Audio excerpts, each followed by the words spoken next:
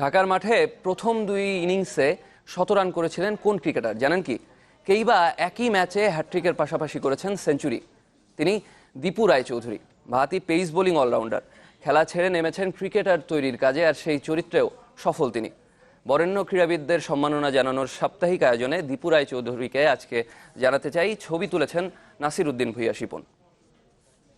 সব থেকে বড় কমপ্লিমেন্ট আমি পেলাম যখন প্রণব রয় আমাদের দেশে আসছিল ফর মোহামেডান খেলার জন্য। সে এসে বলল যে দীপু চৌধুরীর এই বাউন্সারটাই কিন্তু he is a left hander, সে যে রাউন্ড আর্ম দিয়ে আসে, তো এটা কিন্তু আমি পিক আপ করতে আমার খুব কষ্ট হতো। ঢাকার ক্রিকেটে ব্যাটসম্যানদের এমন ত্রাসই ছিল দীপু রায়চৌধুরীর বাউন্সার। শুধু বাহাতি পেসারই নন, মারকুটে ব্যাটসম্যান চরিত্রের আবাহনীর দীপুকে এখনও খুঁজে ফেরেন সে সময়ের ক্রিকেট ভক্তরা। জাতীয় দলেও হয়ে উঠেছিলেন অপরিহার্য। 1976-77 মৌসুমে প্রথমবার এমসিসির বিপক্ষে নিয়েছিলেন 3টি উইকেট, যার প্রথমটি বাংলাদেশের আন্তর্জাতিক ক্রিকেট ইতিহাসের প্রথম।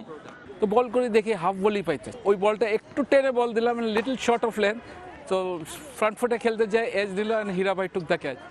করাচিতে ক্রিকেটীয় আবহে জন্ম নেয়া বেড়ে ওঠা দীপু রায়চৌধুরীর, কিন্তু ক্রিকেটার হয়ে ওঠার প্রেরণাটা জুগিয়েছে আক্রমণাত্মক ওয়েস্ট ইন্ডিজ, বিশেষত স্যার গ্যারফিল্ড সোবার্স। ক্রিকেটের ইতিহাসে সর্বকালের শ্রেষ্ঠতম এই অলরাউন্ডারের মুগ্ধতায় অলরাউন্ডার হওয়ার স্বপ্ন জেগেছিল কিশোর দীপুর মনেও। 1974-এ ওয়ান্ডারার্স থেকে আবাহনীতে আসা দীপু এরপর গড়েছেন একের পর এক কীর্তি। 1980-81 মৌসুমে খুলনার হয়ে রাজশাহী বিভাগের বিপক্ষে দেশের ইতিহাসে প্রথমবার দুই ইনিংসেই শতরান করেছিলেন দীপু।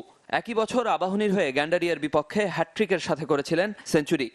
এটার সাথে কিন্তু আবার আরেকটাও রেকর্ড আছে, that is for Abahani against Bangladesh Gymkhana, যে 30 রানস ইন 1 ওভার, 3-6-3-4। প্রায় 2 দশকের ক্যারিয়ার শেষে সোজা কোচিংয়ে মনোযোগ দেন দীপু রায়চৌধুরী। জাতীয় দল, নারী দল, এ দল ছাড়াও বয়সভিত্তিক বিভিন্ন দলের দায়িত্বেও ছিলেন। তবে শেষ পর্যন্ত থাকতে চান সবচেয়ে বেশি আনন্দ খুঁজে পান যেখানে, সেই শিশুদের মাঝে। আমি মনে করি যে আমার রেস্ট অফ দ্য লাইফে যদি আমি ক্রিকেটে যদি আমি সার্ভ করি, it will not be enough that what I got. Evan Ikram, channel 24, Dhaka.